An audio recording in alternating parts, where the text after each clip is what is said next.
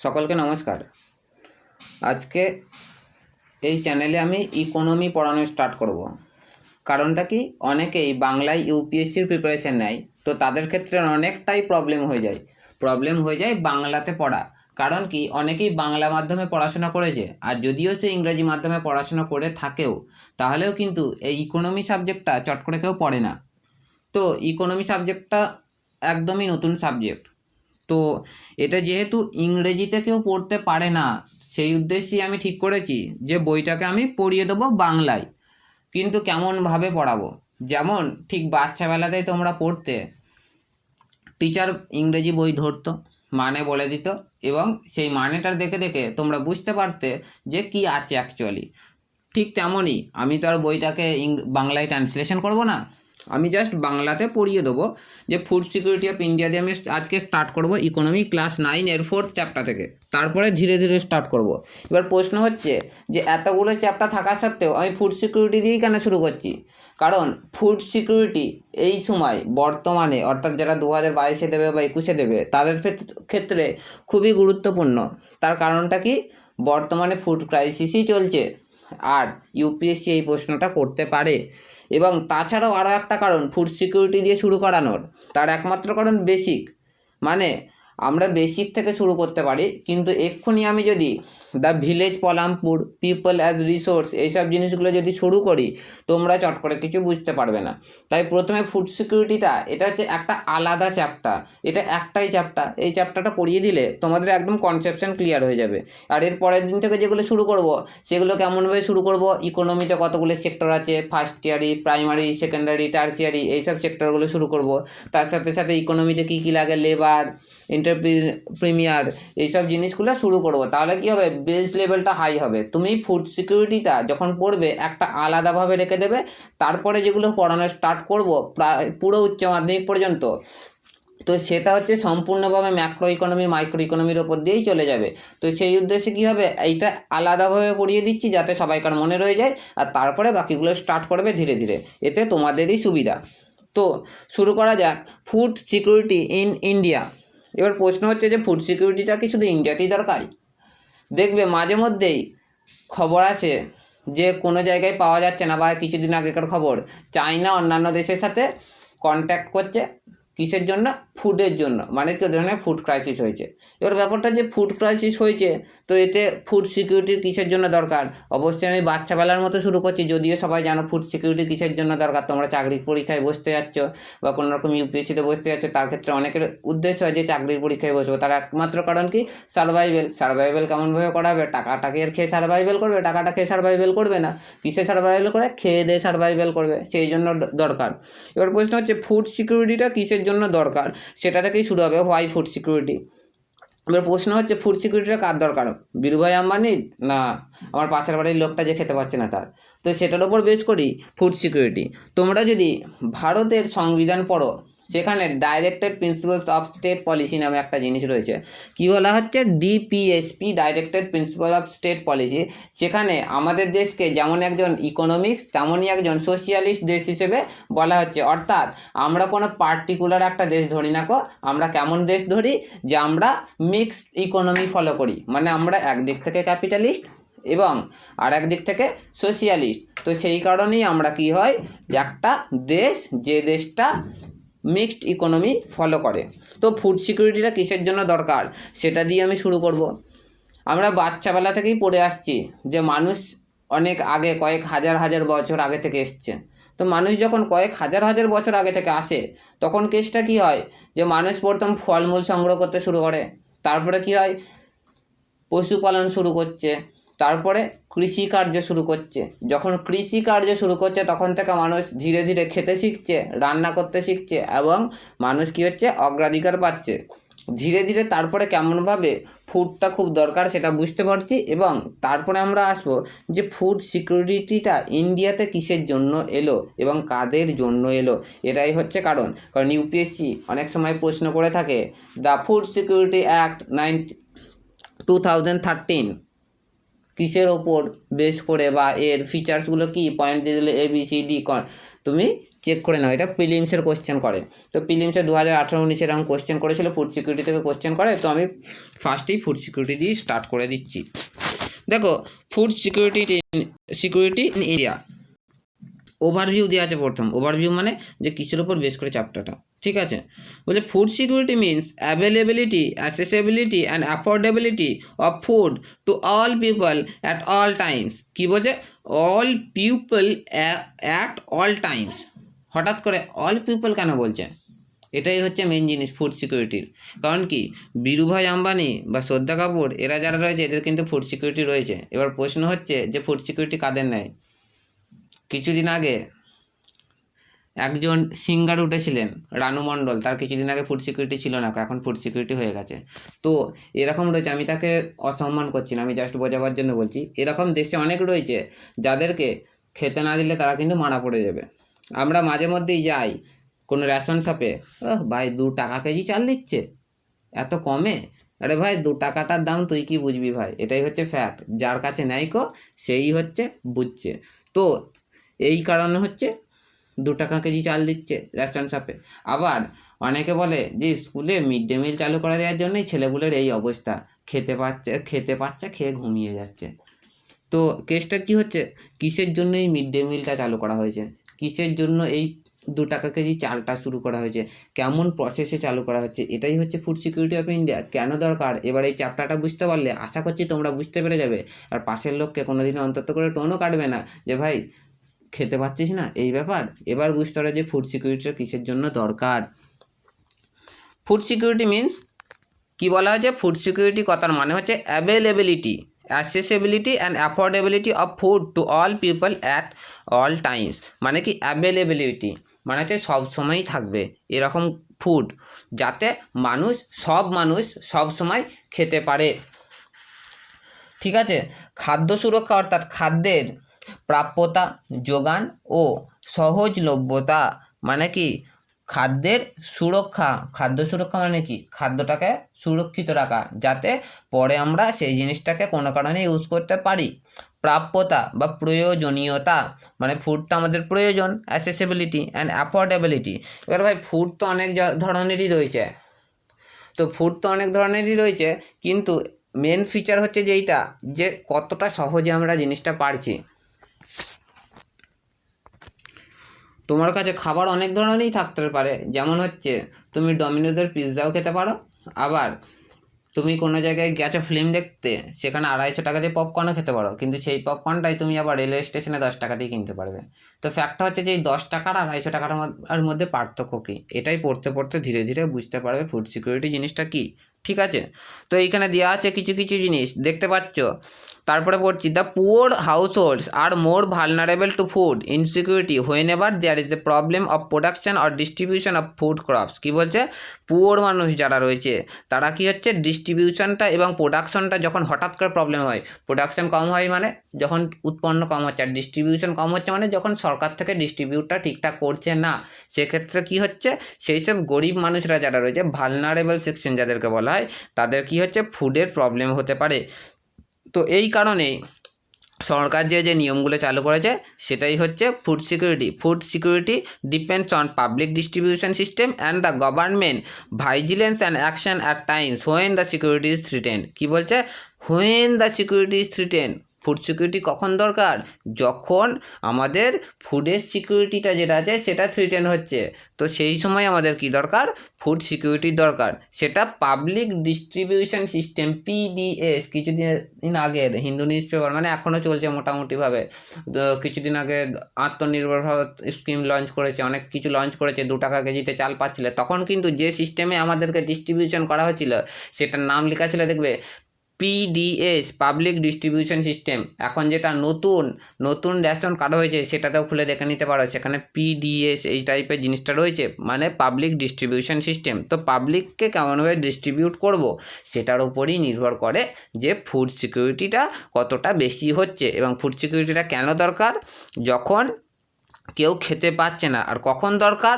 When this security is থ্রিটেন, মানে যখন এই সিকিউরিটিটা থ্রিটেন হচ্ছে। কেমনভাবে সিকিউরিটিটা থ্রিটেন হচ্ছে? যখন আমরা ফুড পাচ্ছি না।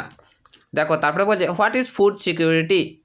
বলছে food is an essential for living as air, বলছে কি খাদ্য আমাদের কেমন দরকার, তেমনই দরকার যেমন আমাদের নিঃশ্বাস দরকার, না খেতে পারলে মরে যাব, ঠিক আছে। এয়ার ইজ ফর ব্রিথিং, মানে নিঃশ্বাস নেওয়ার জন্য। But food security means something more than getting 2 square meals. কী বলছে যে ফুড সিকিউরিটির মানেটা কিন্তু তা নয়, আমরা বলি না দুবেলা খেতে পারলেই হলো, কিন্তু ফুড সিকিউরিটিটা কিন্তু সেটা বলছে না কো, তার থেকেও হয়তো একটু বেশিই কিছু বলতে চাইছে। কী বলতে চাইছে ফুড সিকিউরিটি জিনিসটা, সেটাই একবার জানা দরকার।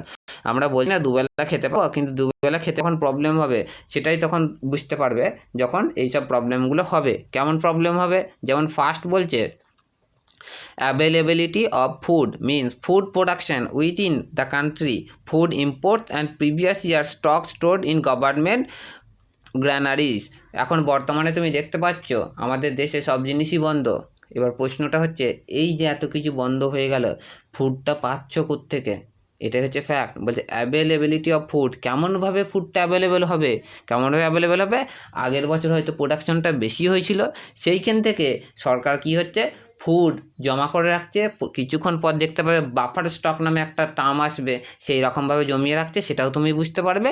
তো সেটার মাধ্যমে কি হচ্ছে গভর্নমেন্ট কতটা ফুড অ্যাভেলেবেল করতে পারছে, এটাই হচ্ছে অ্যাভেলেবিলিটি অফ ফুড। তারপর এটা কী হচ্ছে accessibility means food is within reach of every person, বলছে প্রত্যেকটা মানুষের কাছে, প্রত্যেকটা যতটাই ছোট হোক না কেন সবাইকার কাছেই কিন্তু ফুড গিয়ে হাজির হতে হবে, এটাই হচ্ছে ফুড সিকিউরিটি। ফুড সিকিউরিটি একজন হয়তো 5 বেলা খেতে পারছে, একজন হয়তো 2 বেলা খেতে পারছে, কিন্তু প্রশ্ন হচ্ছে যে খেতে পাচ্ছে না তার কাছেও কেন যেন গিয়ে পৌঁছায়, ফ্রিতেও দরকার পড়লে গিয়ে পৌঁছায়, এটাই হচ্ছে ফুড সিকিউরিটি। তারপরটা কী হচ্ছে affordability implies that an individual has enough money to buy sufficient safe nutrition food to meet one's dietary needs. তার মানে কি বলছে একটা মানুষের কাছে যেন সেটা মানে ততটা টাকা অন্তত করে থাকে যাতে সে ফুডটা কিনতে পারে, মানে সহজলভ্যতাটা ততটাই দরকার। তাহলে কি ফুড সিকিউরিটি কিসের ওপর টার্গেট করছে, এরকমই শর্ট কোশ্চেন করে, সেই হিসাবে এইসব জিনিসগুলো অ্যাফোর্ডেবিলিটি, অ্যাসেসিবিলিটি, অ্যাভেলেবিলিটি, এইসব ওয়ার্ডগুলো প্রত্যেকটা লিখে রাখবে। কি হচ্ছে এইসব জিনিসগুলো, এই 3টে জিনিস ফুড সিকিউরিটির মেন টার্গেট, যেন সবাইকার কাছে সহজভাবে কম পয়সায় যোগান ঠিকঠাক থাকে খাবারের, এটাই হচ্ছে ফুড সিকিউরিটি। ফুড সিকিউরিটি মানে শুধুমাত্র দুবেলা খাবার নয়। Thus, food security is ensured in a country only if enough food is available for all persons.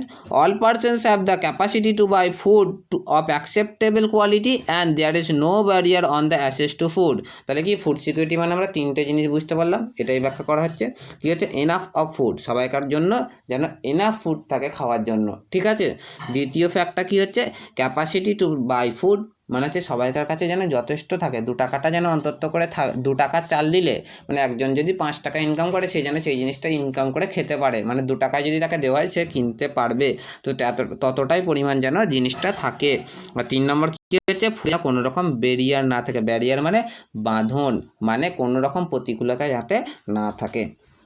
এবার প্রশ্ন হচ্ছে যে এতক্ষণ ধরে ফুড সিকিউরিটি পড়ে যাচ্ছি, ফুড সিকিউরিটিটা কেন, হোয়াই, অনেকক্ষণ ধরেই বলে যাচ্ছি, সেটাই ব্যাখ্যা করা হচ্ছে। দিস ইজ ফর এনসিআরটি, বারবার পড়তে বলা হয়। প্রত্যেকজন ভাবো যে স্ট্যান্ডার্ড বই পড়লেই হয়ে যাবে, না, স্ট্যান্ডার্ড বই পড়ার আগে তোমাকে বাচ্চাবেলাকার বই জানতেই হবে। তোমাকে প্রথম দিনই এসে যখন তুমি ইংরেজি শিখেছিলে তোমাকে এবি না শিখিয়ে এ ফর অ্যাপেল শিখোয়নি কো, তো সেই রকমভাবেই ফুড সিকিউরিটি বা এইসব জিনিসগুলো যখন তুমি পরে পড়বে যে ওয়ার্ল্ড ব্যাংক, IMF জিনিস কী বার করছে, ফুড ডিস্ট্রিবিউশন সিস্টেমের উপর বার করছে, ইন্টিগ্রেটেড চাইল্ড ডেভেলপমেন্ট সার্ভিস, এইসব জিনিসগুলো বার করছে, কিসের ওপর বেস করে সেটা তো তোমায় জানতে হবে, সেটাই হচ্ছে এনসিআরটি শিখোয়। এবার দেখো তারপরে বলছে হোয়াই ফুড সিকিউরিটি, কেন ফুড সিকিউরিটি, বলছে the poorest section of society might be food insecure most of the Times while persons above the poverty line might also be food insecure when the country faces a national disaster calamity like earthquake, drought, flood, tsunami, widespread failure of crops causing famine. কি বলছে যে যখন সব থেকে গরিব মানুষগুলো যারা থাকে না, দেখো সবসময় কিন্তু ফুড প্রবলেম হয় না, অনেক ক্ষেত্রে আমরাও পাশের বাড়ি যদি কেউ খেতে না পারে তাকে কিন্তু দিয়ে আসি, কিন্তু ফুড সিকিউরিটি কখন দরকার হয়, যেমন বর্তমানে দেখতে পাচ্ছ কোভিড-19 চলছে, এটা কি একটা ডিজাস্টার, ন্যাচারাল ডিজাস্টার। এইরকম যখন ন্যাচারাল ডিজাস্টার হয় বা খরা হয়েছে তো কি হচ্ছে এই সময় বা ড্রট হয়েছে, ফ্লাড হয়েছে, সুনামি হয়েছে, তো সেক্ষেত্রে কী হয়, মানুষগুলো সেখানকার মানুষ তো খেতে পায় না। এবার বাই চান্স ভেবে দেখো সেখানটাতেই শুধু চাষটা হয়, তো কী হয় তখন কী হয়, সেই বছরের জন্য তো চাষটা সেখানটায় হবে না, কিন্তু সেই বছরের খাবারটা পাবো কোত্থেকে, আগের দিনের স্টকটা থেকে, আগের বারের স্টক থেকে, যেটা আমরা পিঁপড়ের কাছ থেকে শিখতে পারি। কী হয়, সারা গরমকালে তারা শুধু ফুড জমিয়ে রেখে দেয়, শীতকালে বসে বসে খায়। তো এটাই হচ্ছে ফুড সিকিউরিটি, মানে একটা পিঁপড়ের কাছ থেকেও আমরা অনেক কিছু শিখতে পারি। বলছে how is food security affected during a calamity. বলছে ফুড সিকিউরিটি কেমন অ্যাফেক্ট হতে পারে, ফুড খাবার সিকিউরিটি কেমন ক্যালামিটিতে অ্যাফেক্ট হতে পারে। বলছে due to a natural calamity say drought. বলছে কি একটা ন্যাচারাল ক্যালামিটি মানে সাধারণ যেটা হয় মানে খরা টাইপের, এটা বলছে ড্রট। সাধারণ ক্যালামিটি একটা কী হচ্ছে, যেমন হচ্ছে ড্রট, কী হয় total production of food grains decrease. বলছে যে ফুডটা আগে হতো, মানে ধরো একটা জমিতে 50 বস্তা আলু হতো, সেখান থেকে হঠাৎ করে 20 বস্তায় নেমে গেছে, কিন্তু লোক তো সেই সেম রয়ে গেছে, তাই তো নাকি। It creates a shortage of food in the affected areas. কী হচ্ছে সেই অ্যাফেক্টেড এরিয়াতে কী হচ্ছে, ফুডের শর্টেজ হচ্ছে, ফুড কম পড়ে যাচ্ছে। Duty shortage of food the prices goes up. Common matter, যে জিনিসটা কম হবে সেই জিনিসটারই দাম বেশি হবে। তো সেক্ষেত্রে কী হয়, জিনিসপত্রের দাম বেড়ে যায়। এবার জিনিসপত্রের দাম বেড়ে গেলে কী হতে পারে, at the high price some people cannot afford to buy food. বলছে অনেক ক্ষেত্রে কী হয়, এই যে 2 টাকা কেজি করে চাল দিচ্ছে, অনেকে হাসাহাসি করছে ঠিক কথা, কিন্তু অনেক ক্ষেত্রে কী হয়, অনেকে কিন্তু কিনতে পারে না, তাদেরকে কিনতে হয়। তো সেক্ষেত্রে কী হয়, টাকা থাকলেও ভাই হাসবে না, যার কাছে নাই সে দেখবে। তোমার কাছে টাকা আছে, তুমি বেশি টাকা দিয়ে কেনো, ভাবার কিছু নাই। যা ফুড সিকিউরিটিটা কিসের জন্য, যাতে সবাই ফুড সিকিউরিটি পায়, মানে সবাই যাতে খেতে পায়। If such calamity happens in a very widespread area or is stretched over a long time period, বলছে এটা কি হচ্ছে, যখন একটা বিরাট এরিয়ায় হয়ে যায় বা অনেক দিন ধরে লং টাইম ধরে হয়, তখন কিন্তু এই প্রবলেমটা বেশিই দেখা যায়, ঠিক আছে। It may cause a situation starvation, a massive starvation might take a turn to famine. কী বলছে স্টারভেশন, তো স্টারভেশন প্রথমে কী হয়ে যায়, স্টারভেশন যখন ধীরে ধীরে বাড়তে শুরু করা হয় তখন তাকে বলা হয় ফ্যামাইন। মানে হচ্ছে কি, প্রথমে একটা ছোটো জায়গায় হচ্ছে কম, সেটা হচ্ছে স্টারভেশন, আর ফ্যামাইন মানে হচ্ছে একদম বড় সড়ো দুর্ভিক্ষ। ফ্যামাইন কথার মানে হচ্ছে দুর্ভিক্ষ, যখন দুর্ভিক্ষ দেখা যায় তখন তাকে বলা হয় ফ্যামাইন। বলছে famine is a characterized by widespread death due to starvation and epidemic caused by forced use of contempt water or decaying food and loss of body resistance due to weakened from starvation। মানে কী বলছে, starvation মানে হচ্ছে ক্ষুধা, বুঝতে পারলে, খেতে না পাওয়ার জন্য যখন সেই ক্ষুধাতে অনেক বেশি মৃত্যু হয়ে যায় তখন তাকে কী বলা হয়, স্টারভেশন। দেখো স্টারভেশন আমাদের বেঙ্গলি একবার হয়েছিল, তারপর থেকেই ফুড সিকিউরিটির ভাবনা চিন্তা করা হয়েছিল। তুমি যদি তার আগে পড়ো, হিস্টোরি পড়ো, লর্ড লিটন বা লর্ড রিপন যিনি হয়েছেন সেই সময়কার একবার ঘটনা পড়বে। লর্ড রিপনের কেসটা কি হচ্ছে, লর্ড রিপনে কিন্তু সেম জিনিস করছিল। কারণ কি, সেই সময় একটা বিরাট বড় দুর্ভিক্ষ দেখা দিয়েছিল ইন্ডিয়াতে, সেটা হচ্ছে মিডল ইন্ডিয়ার এরিয়াটায়, মানে হচ্ছে মুম্বাই সাইডে। তো কী হয়েছিল, ড্রট দেখা দিয়েছিল এবং সামথিং দেখা দিয়েছিল, তখন থেকেই কিন্তু ফুডের জন্য তখন ভাবনা চিন্তা শুরু করে। তো কী হচ্ছে, বেঙ্গলে একটা ফ্যামাইন হয়েছিল, কখন হয়েছিল, তারপরে লেখা আছে দেখো 1943, the most devastation famine that occurred in India was the famine of Bengal in 1943। This famine kill 30 lakh people in provinces of Bengal. কী হচ্ছে, 30 লাখের ওপর মানুষ মারা গিয়েছিল, বুঝতে পেরেছো। তো এটা হচ্ছে ফ্যামাইনের উদাহরণ, মানে যখন গাদা এত মারা যাবে তখন তাকে কি বলা হয়, ফ্যামাইন। দেখো বলছে do you know who are affected most by the famine, প্রিলিমসের কোশ্চেন করতেই পারে। The agricultural labours, fisherman, transport workers and other casual labours were affected the most dramatically increase price of rice they were ones who died in this famine. কী বলছে যে agricultural labour মানে কি, যাদের 15 বিঘে জমি আছে অথচ মাঠে খাটছে তারা এগ্রিকালচারাল লেবার না, তারা নয়। যাদের হয়তো জমি জায়গা নেয়কো, ল্যান্ডলেস লেবার যাদেরকে বলা হয়, তাদের ক্ষেত্রে মেনলি এটা হয়ে যায়। বা যাদের হয়তো 1 কাঠা 2 কাঠা জমি আছে তাদের ক্ষেত্রে। ফিশারম্যান, যারা মাছ ধরে জীবনযাপন করে। ট্রান্সপোর্ট ওয়ার্কার্স মানে হচ্ছে যারা লেবারের কাজ করে, যেটাকে বলা হয় আরবান পুওর, ঠিক আছে। আর আরেকটা কী হচ্ছে, other casual labours were affected the most dramatically increase price of rice. কী হচ্ছে, যদি প্রাইসটা হাই হয়ে যায় কোনো খাবারের, তখন রাইস মানে ভাত বা খাবার, সেই সব জিনিস যদি দাম বেড়ে যায় তখন কিন্তু এটা হয়। দেখো এখানে একটা দেওয়া আছে, ঠিক আছে, production of rice in provinces of Bengal 1938-85 lakh ton, ঠিক আছে। এরকমভাবে ধীরে ধীরে আছে, একবার দেখে নেবে, চেক করে নেবে। Some people say that the Bengal famine happens because there was a shortage of rice. Study the stable find out whether it জিনিসগুলো একবার চেক করে নেবে যে কেন স্টারভেশন হয়েছে। দেখো লক্ষ্য করে দেখো, ফ্যামাইনের সময় তখনকার গ্রামের লোকগুলো ধীরে ধীরে চলে আসছে। তুমি যদি উচ্চ মাধ্যমিকের সিলেবাস পড়াশোনা করো, বাংলায় একটা সিলেবাস রয়েছে দেখবে, কে বাঁচায় কে বাঁচে, এটা কিন্তু 1943 স্টারভেশনটাকেই তুলে ধরছে। একবার পারলে পড়ে নি, পরে স্টারভেশন সম্পর্কে ধারণা হয়ে যাবে। যাই হোক, এখানে একটা গল্প দিয়ে আছে, সেটা দেখে নেবে। Ram works as a casual labour in agriculture in Rangpur, his elder sister, এই চেক করে নেবে, ঠিক আছে। তারপরে দেখো একদম ডাইরেক্ট চলে আসছে, হু আর ফুড ইনসিকিওর। আবার বলছে হু আর ফুড ইনসিকিওর, কারা food insecure? Although a large section of people suffers from food nutrition insecurity in India, কি বলছে আমাদের দেশের, তুমি যদি চেক করে দেখো তাহলে দেখবে আমাদের দেশটা রয়েছে, অনেকেই মানুষ রয়েছে যারা কিন্তু ফুড ইনসিকিউরিটিতে ভোগে। আমাদের দেশের জিনিসটা একদম খুবই একদম নামি দামি জিনিস, বুঝতেই পারছো, অনেক সবাই জানে। এমনকি বিশ্বের সবথেকে বড় অথবা ভারতের সবথেকে বড় স্লাম মুম্বাই সাইডে রয়েছে, সেটাও তুমি জানো। কি বলছে?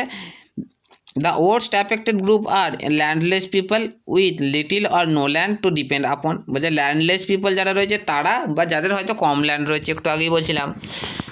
তারপর হচ্ছে traditional artisans provide for traditional services, petty self employed workers, distribution including beggars যারা রয়েছে এরা একটু ফুড ইনসিকিউরিটিতে ভোগে, এইসব লোকেরা।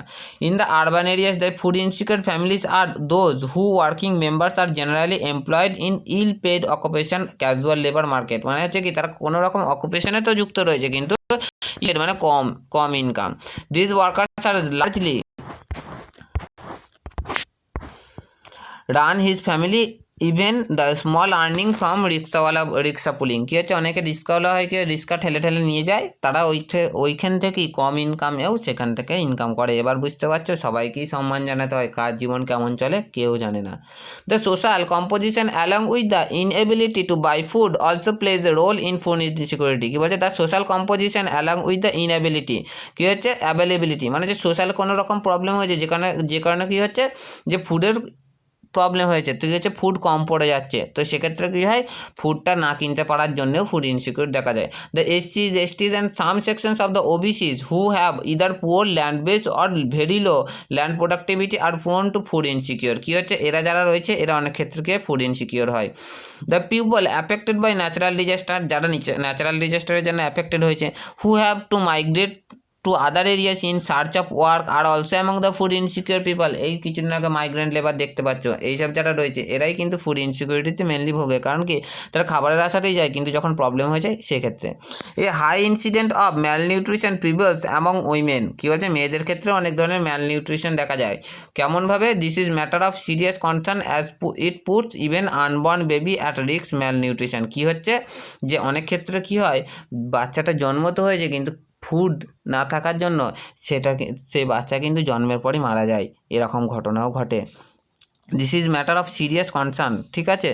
এ large proportion of pregnant and nursing mother children under the age of 5 years constitute an import segment of the food insecure people. কি বলছে, একটা লার্জ প্রপোর্শন অফ মানুষ যারা রয়েছে তারা কিন্তু এক্ষেত্রে প্রবলেম হয়।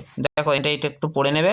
According to the national health family survey, national health family and survey, ঠিক আছে, কী হচ্ছে 1998-99 কী হচ্ছে, number of such women children is approximately 11 crore, 11 কোটি মানুষ রয়েছে মহিলা শুধু, যারা ফুড ইনসিকিউরিটিতে ভোগে। National health and family welfare কবেকার এটা দিয়েছে, 1998-99, ঠিক আছে। The food insecure people are disproportionately large in some regions of the country such as economically backward states with high incident poverty, tribal remote areas, regions more prone two natural disaster. যেসব জায়গাগুলোতে কী হয়, ট্রাইবেলরা থাকে বা poverty যেখানে বেশি বা natural disaster বেশি হয়, সেখানকার মানুষের একটু হয়। In fact the states of Uttar Pradesh, eastern of south and eastern parts, UP, Bihar, Jharkhand, Odisha and West Bengal, Chhattisgarh, parts of Madhya Pradesh, Maharashtra account of large number of food insecure people in the country. তোমরা মনে করো ওয়েস্ট বেঙ্গল, কিন্তু ওয়েস্ট বেঙ্গলে ফুড ইনসিকিউর নেই। তোমরা ভাবো যে শিয়ালদা স্টেশনে বসে রয়েছে, সব এমনি বসে রয়েছে, শখ গেছে বসে রয়েছে। তো অনেক ক্ষেত্রে অনেকে শখে বসে থাকে, কিন্তু অনেক ক্ষেত্রে এরকমও রয়েছে যারা কিন্তু food insecure. Hunger is another aspect of indicator of food insecurity. এটা পয়েন্ট করে, হাঙ্গারটা কিন্তু another aspect of food insecurity. তাহলে কি এর আগেটা কি হচ্ছে অ্যাভেলেবিলিটি অফ ফুড, আর একটা কি হচ্ছে ফুড কিনতে না পারা, ঠিক আছে, বাইং ফুড। এটা হচ্ছে 3 নম্বর কি hunger. Hunger is another aspect of indicating food insecure.